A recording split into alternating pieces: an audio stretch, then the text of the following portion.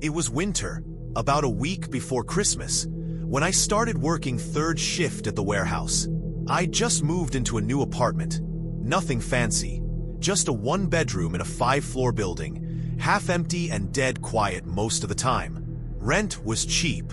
Too cheap. But I was desperate and out of options after losing my last 2 roommates. I worked from 10 p.m. to 6 a.m., sorting packages solo in a building even colder than outside. And by the time I got home around 6:30, the sky was still dark.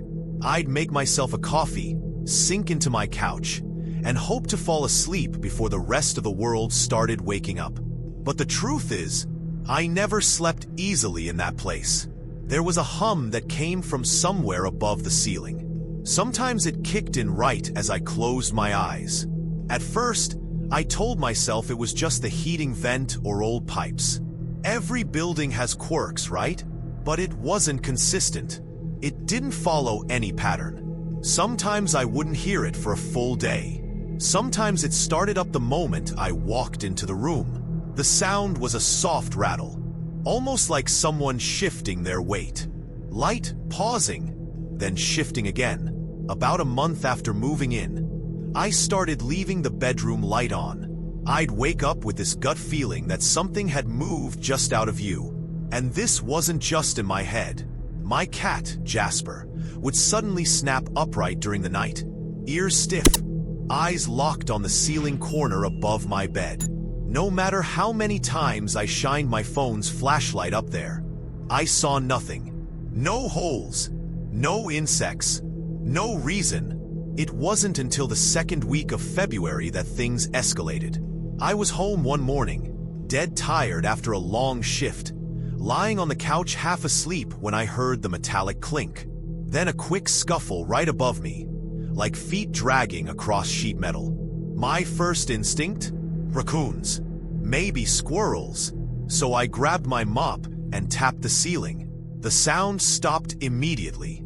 That should have been the end of it. But that night at work, I couldn't focus. My mind kept replaying the sound, the way Jasper had hissed just before I left the apartment, staring up as if something had followed me out.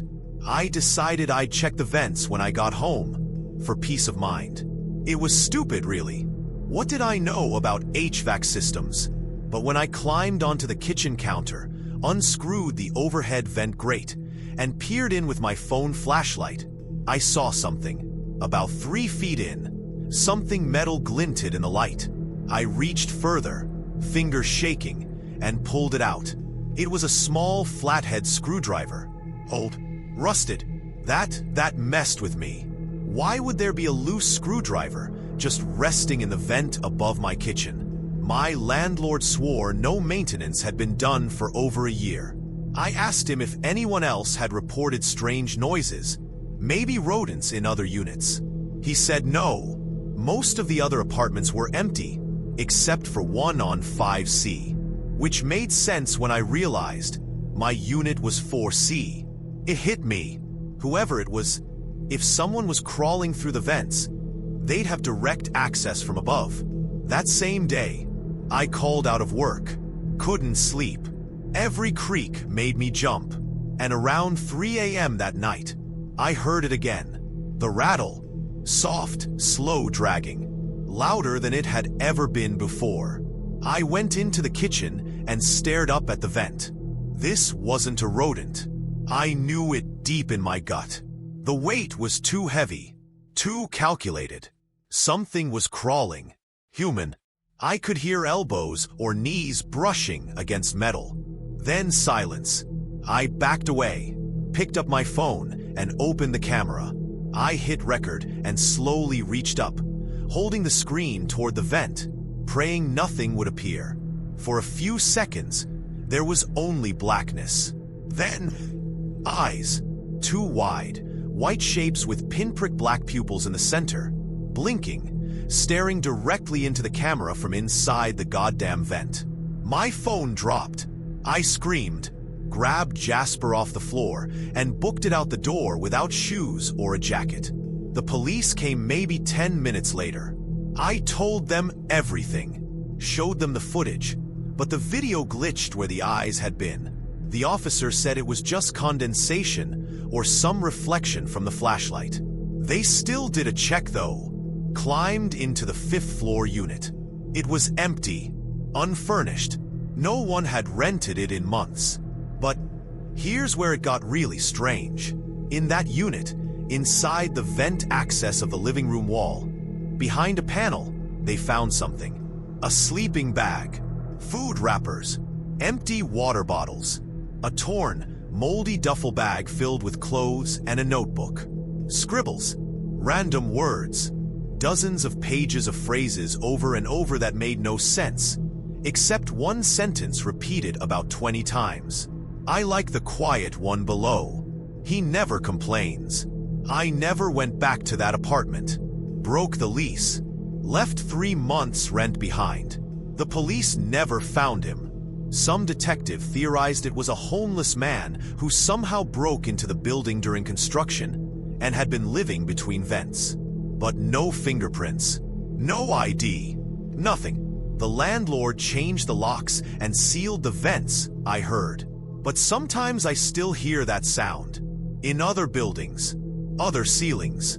A low, smooth drag across metal. It's been 2 years, and I still check the vents in every place I sleep.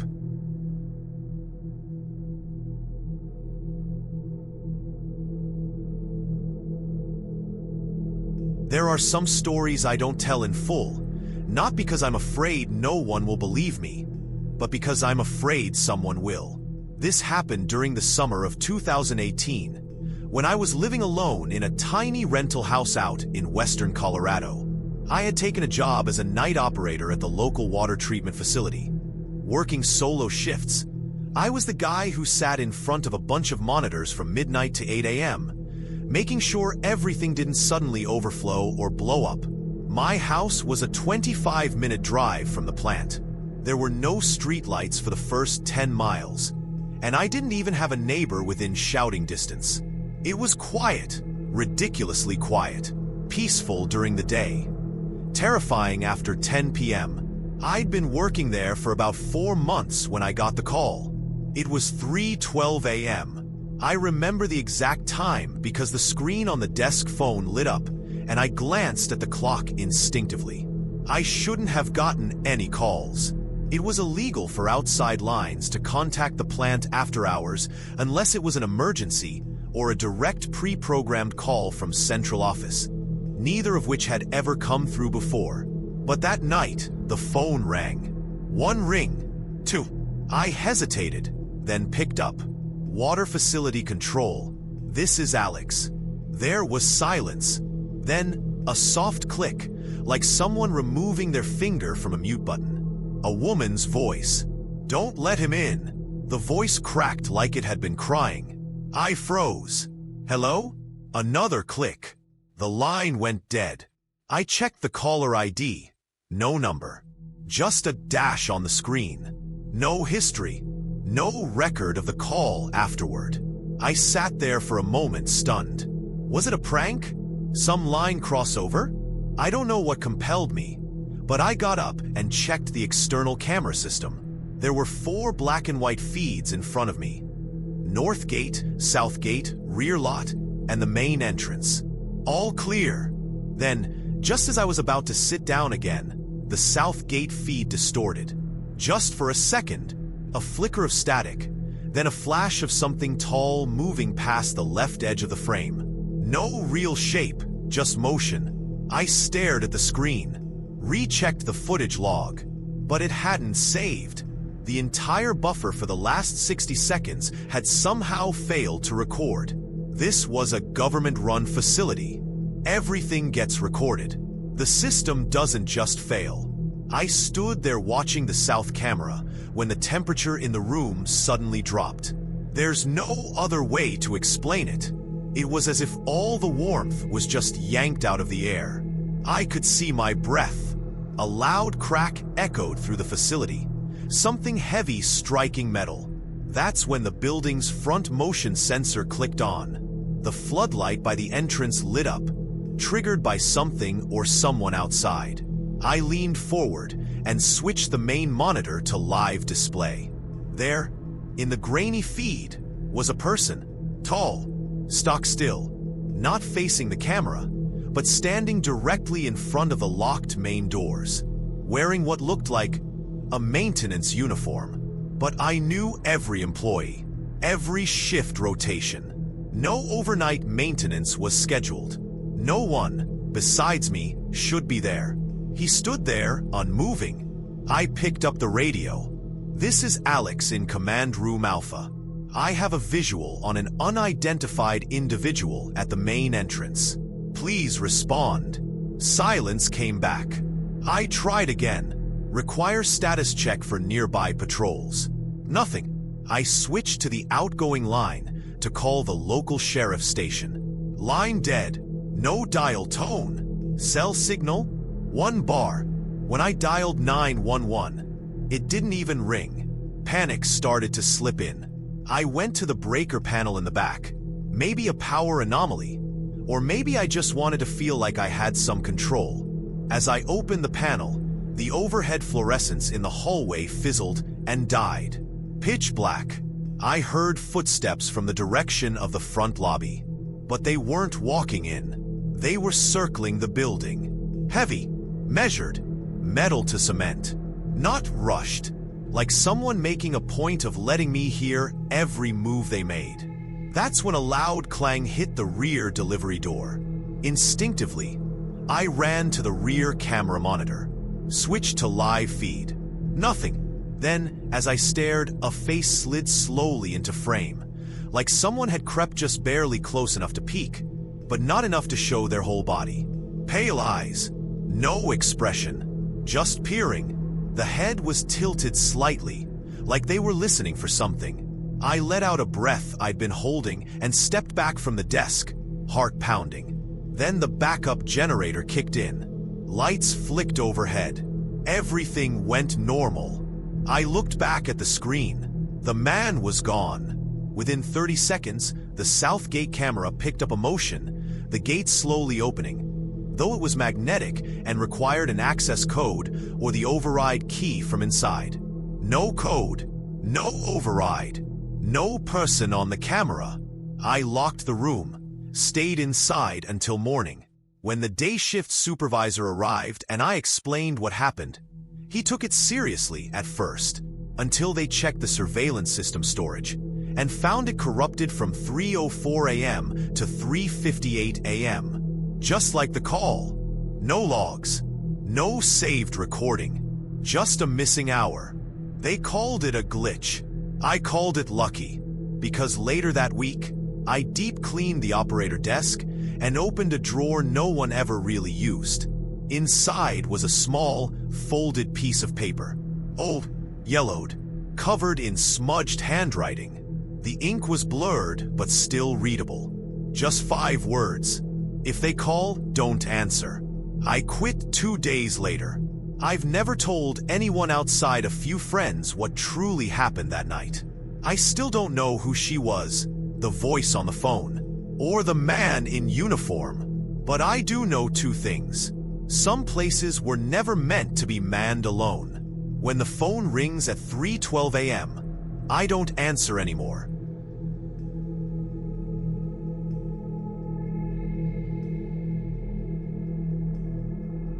This happened in 2021, right after my mother passed away. I had taken some time off work to grieve and help take care of her affairs. She lived in this quiet little town about 2 hours from where I lived. Real peaceful, except for that house. You know how every neighborhood has that one place? The one all the kids avoid. The windows are always shut. Lawn overgrown. The air around it just feels off. Yeah, that was this place. Everyone called it the Eckert House. I guess after the family who used to live there a long time ago. But no one lived there now. No cars, no lights. Just a worn old mailbox hanging by one nail and a taped-off warning notice stuck to the front glass. One day when I was taking a walk through my mom's neighborhood, just trying to clear my head, I passed the Eckert House. For the first time since I was a kid, I stopped. I don't even know why.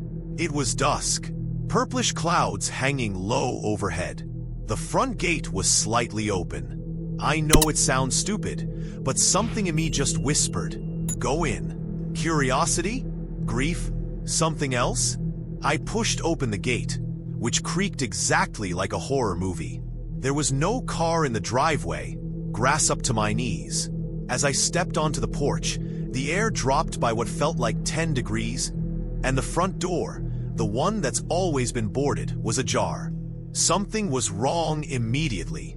See, logically, I should have just walked away, told someone, reported break-in, trespassing, whatever. But that's not what I did. I stepped inside. The smell hit me first.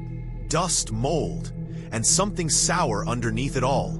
I stood in what used to be the living room. Walls lined with fading wallpaper and water stains. Furniture still there in gray-colored sheets, like the house was sleeping and I'd just woken it up. Everything was strangely intact. Dishes in the cabinet. Children's shoes by the door. A cracked photograph still hanging crooked on the hallway wall. A man, a woman, a girl, all dressed in early 90s clothes, smiling tightly. That's when I heard the first creak upstairs. Again, I froze. But against everything that made sense, I whispered, "Hello?" Quietly, like maybe some part of me wanted someone to answer. Nothing. I stepped cautiously toward the staircase, each footstep kicking up dust from the floor. As I moved past the kitchen, I noticed something else. One of the chairs was pulled out slightly from the dining table. Only one. I moved past it, slowly placing my hand on the banister, and started upward. The air got colder with every step. Halfway up, a soft knock echoed from one of the upstairs rooms. Once, twice, 3 times, someone or something was knocking from inside one of the bedrooms. I don't know why I kept going. Part of it felt like a dream. Like the deeper I went into this house, the more disconnected I felt from everything outside of it. At the top of the stairs was a narrow hallway. One light bulb flickering above. All the doors were shut, except one at the end, where a faint red glow spilled out from the crack under the frame. I stepped forward slowly, and with each step that same knocking came again. Faint, not loud enough to be alarming, but just wrong. I reached the door. My fingers brushed the doorknob. It was hot. I pulled away instinctively. But then, silence. No knocks. No sounds behind the door. Just my own breathing. I turned the knob slowly and pushed it open. Inside was a child's room. Toys untouched. A small bed covered in old stuffed animals. Faded pink wallpaper peeling from the corners. But in the center of the room was a small, antique vanity mirror with a chair in front of it, facing away from me. Someone was sitting there. I couldn't move, couldn't scream, not even breathe. She didn't turn around. Jet black hair, thin shoulders, pale arms gripping the edge of the vanity. And then I realized the red glow wasn't coming from a lamp. It was coming from the mirror. Inside it wasn't the reflection of the girl.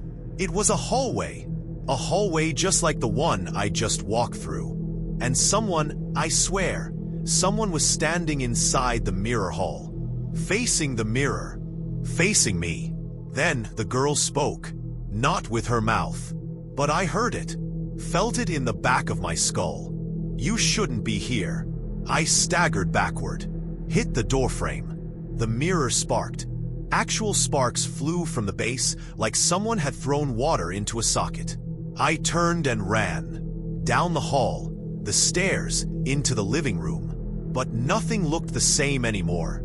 The furniture wasn't covered. The dust was gone. Lights were on. But everything was wrong. The photos, the faces were scratched out. The window curtains moved though there was no wind.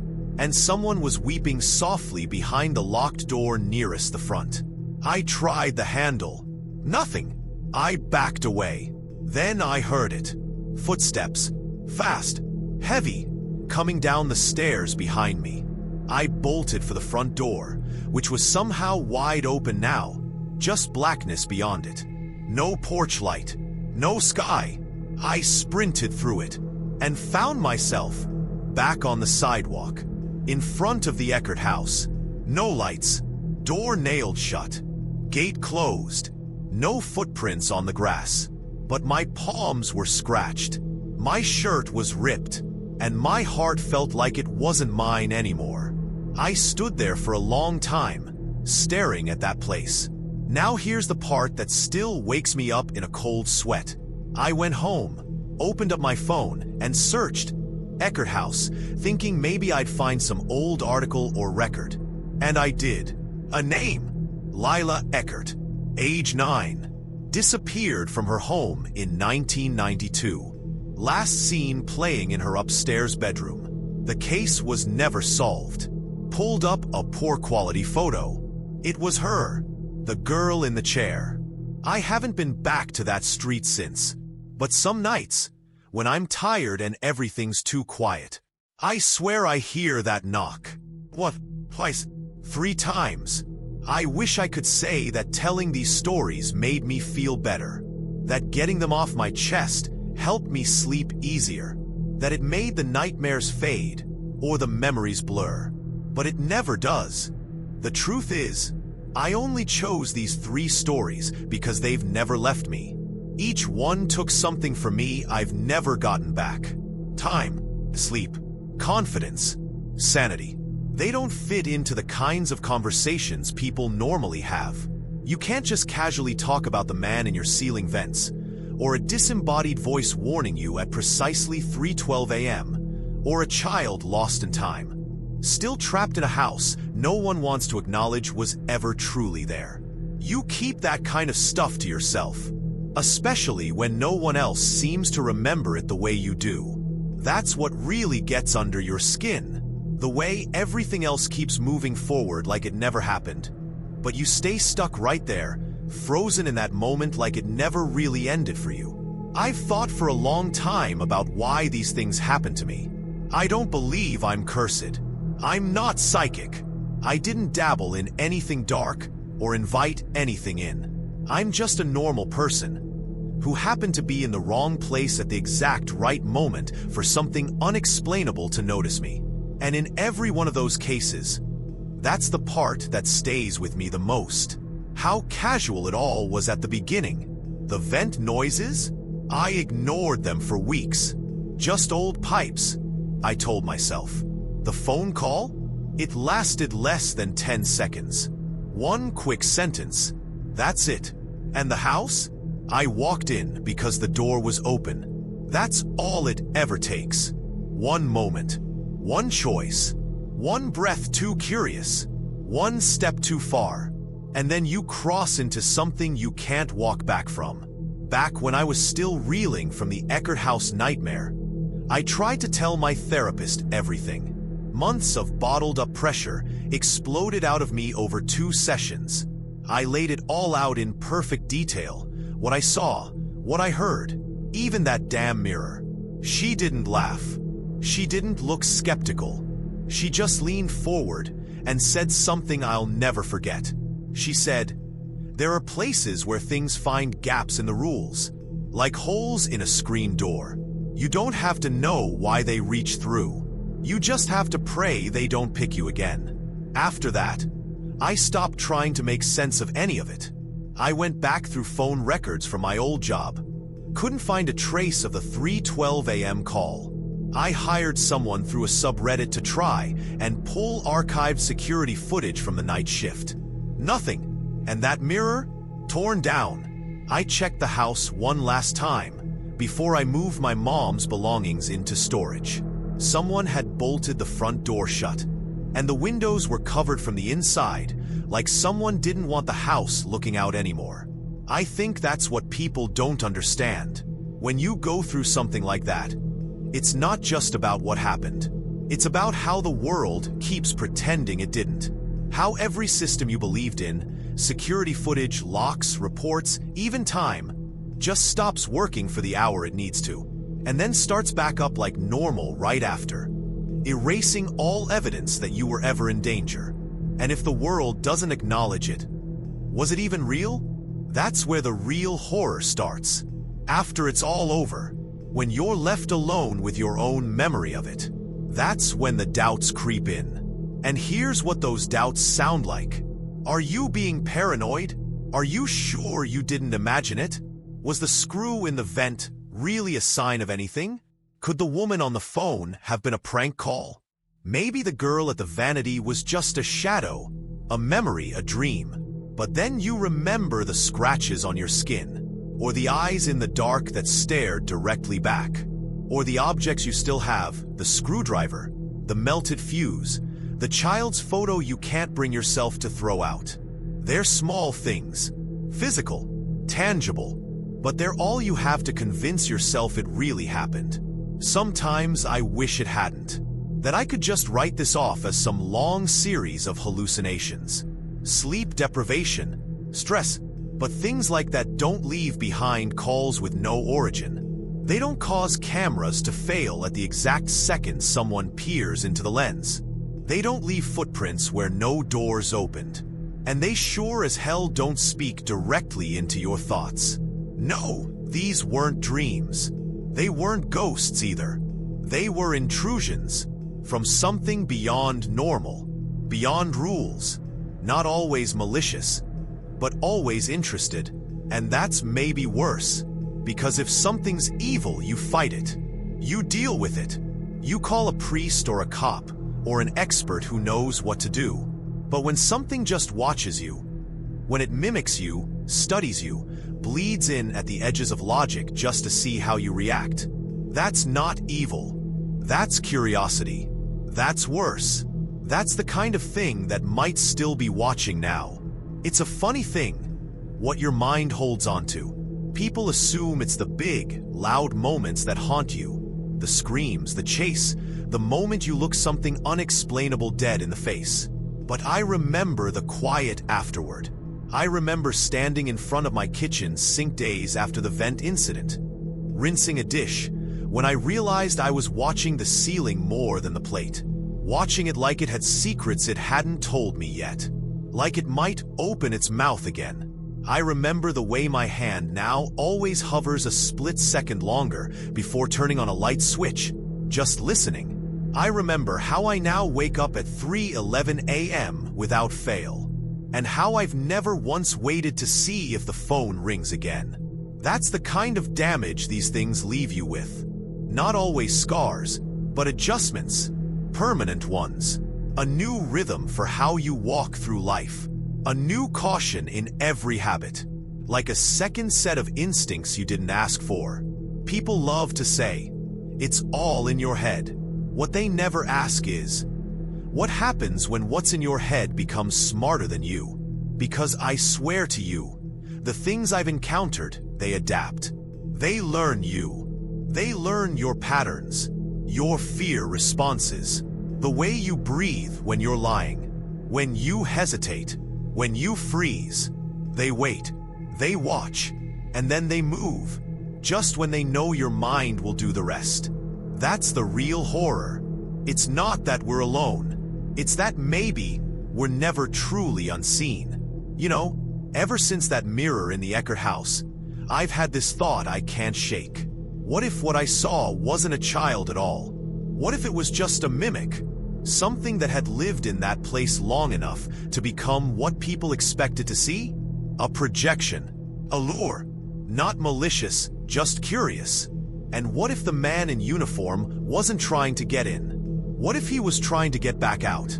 What if that call I got, "Don't let him in," wasn't a warning for me, but a warning for him? These questions don't have answers, but they hang there, in the quiet, late at night, when everything else stills and the world feels too soft to be trusted anymore. There's one more thing I've never told anyone, a detail too strange, too subtle. It was about 2 weeks after the mirror event. I was back in my own apartment, trying to convince myself I could move forward. I hadn't slept more than a few hours at a time since it happened. And around 3 a.m., just like before, I heard a knock. Not at the door, at my bedroom wall. 3 slow knocks. Not loud, not aggressive, just deliberate. I didn't move. I didn't breathe.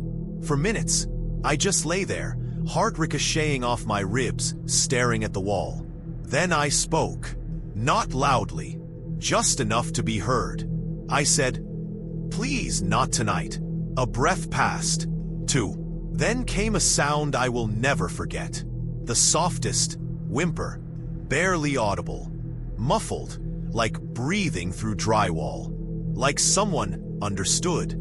Like whatever was behind that wall, or inside it, was disappointed.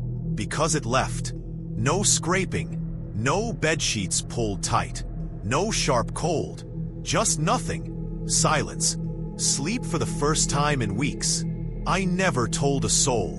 I didn't want to sound insane, but I couldn't help thinking about something my mom used to say half-jokingly when we talked about scary movies. She'd say, "Ghosts don't haunt places, they haunt people. The moment they see you, you're on their list." Back then, I laughed. Now, I keep the lights on in rooms I'm not in. I leave pennies on window ledges, like I read in a folk write-up once. Apparently, it confuses things that mimic. Something about throwing them off. For what it's worth, I haven't had another knock in a few months. But sometimes, when I lie down and close my eyes, I don't fall asleep right away. Because I remember how it started. Just a sound in the ceiling. Just a flicker on a camera. Just a door that shouldn't have been open. And I wonder when it'll happen again. When I'll hear it. That slow, sharp tap. 1, 2, 3.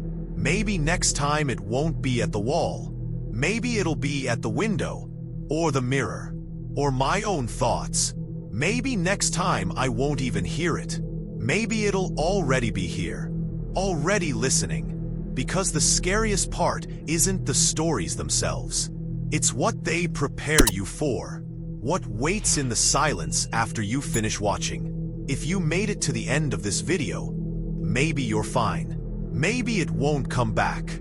Maybe it never finds people through screens. Maybe, but just in case, if you hear a knock tonight, don't answer.